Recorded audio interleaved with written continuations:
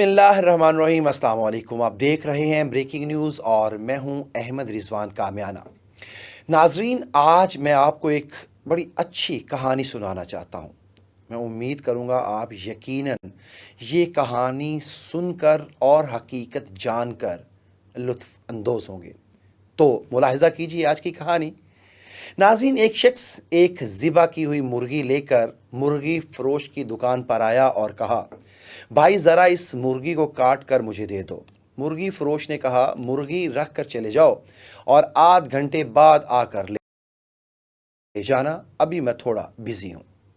इत्तेफाक से शहर का काजी मुर्गी फ़रोश की दुकान पर आ गया और दुकानदार से कहा कि ये मुर्गी मुझे दे दो।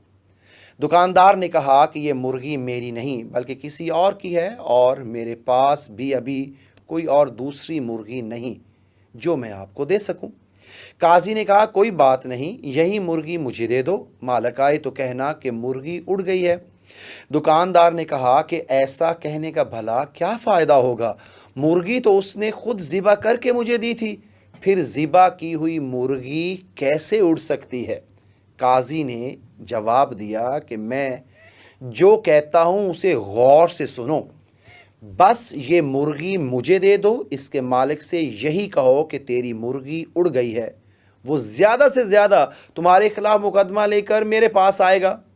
दुकानदार ने कहा, अल्लाह सब का पर्दा रखे, और मुर्गी काजी को पकड़ा दी। काजी मुर्गी लेकर निकल गया तो मुर्गी का मालिक भी आ गया और दुकानदार से कहा कि मेरी मुर्गी काट दी है तो मुझे दे दो। दुकानदार ने कहा, मैंने तो काटी थी मगर आपकी मुर्गी उड़ गई है। मुर्गी वाले ने हैरान होकर पूछा, भला वो कैसे? मैंने खुद ज़िबा की थी, उड़ कैसे गई? दोनों में पहले तो नोक झोंक शुरू हुई और फिर बात झगड़े तक जा पहुंची, जिस पर मुर्गी वाले ने कहा, चलो अदालत, काजी के पास चलते हैं, और चल पड़े। दोनों ने अदालत जाते हुए रास्ते में देखा कि दो आदमी लड़ रहे हैं, एक मुसलमान है जबकि दूसरा यहूदी। छुड़ाने की कोशिश में दुकानदार की उंगली यहूदी की आंख में जा लगी और यहूदी की आंख ज़ाया हो गई। लोगों ने दुकानदार को पकड़ लिया और कहा कि अदालत लेकर जाएंगे। दुकानदार पर दो मुकदमे बन गए। लोग मुर्गी फरोश को लेकर जब अदालत के करीब पहुंच गए तो मुर्गी फरोश अपने आप को छुड़ाकर भागने में कामयाब हो गया, मगर लोगों के पीछा करने पर करीबी मस्जिद में दाखिल होकर मीनार पर चढ़ गया। लोग जब उसको पकड़ने के लिए मीनार पर चढ़ने लगे तो उसने छलांग लगाई तो एक बूढ़े आदमी पर गिर गया, जिससे वो बूढ़ा मर गया। अब इस बूढ़े के बेटे ने भी लोगों के साथ मिलकर उसको पकड़ लिया और सब इसको लेकर काजी के पास पहुंच गए। काजी मुर्गी फरोश को देखकर हंस पड़ा क्योंकि उसे मुर्गी याद आ गई, मगर बाकी दो केसेस का इल्म उसे नहीं था। जब काजी को तीनों केसेस के बारे में बताया गया तो उसने सर पकड़ लिया। इसके बाद चंद किताबों को उल्टा पुल्टा और कहा कि हम तीनों मुकदमात का यके बाद दिगरे फैसला सुनाते हैं। सबसे पहले अदालत में मुर्गी के मालिक को बुलाया गया। काजी ने पूछा, तुम्हारा दुकानदार पर दावा क्या है? मुर्गी वाला, जनाबे वाला, इसने मेरी मुर्गी चुराई है क्योंकि मैंने ज़िबा करके इसको दी थी। ये कहता है कि मुर्गी उड़ गई। काजी साहब, मुर्दा मुर्गी कैसे उड़ सकती है?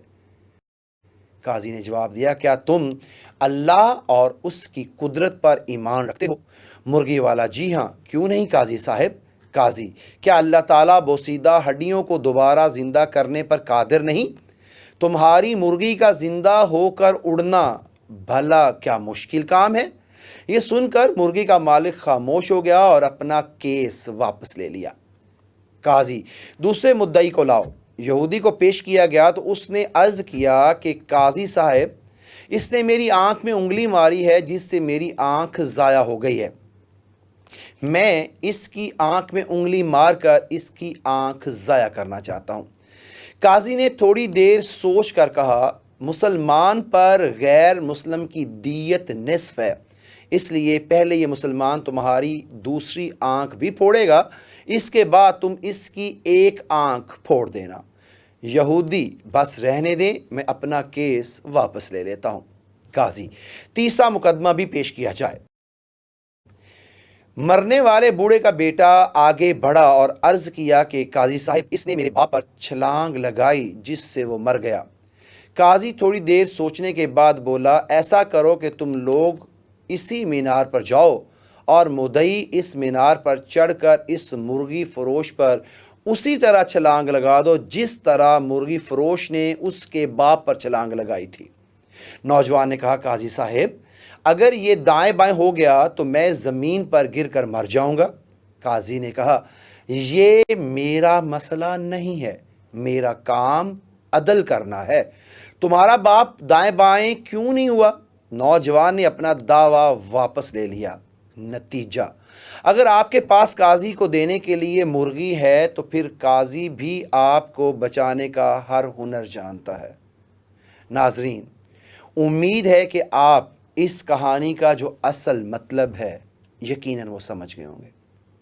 ناظرین، اپنا اور اپنے آس پاس کا بہت زیادہ خیال رکھیے گا۔ انشاءاللہ آپ سے اگلے ویلاگ میں دوبارہ ملاقات ہوگی۔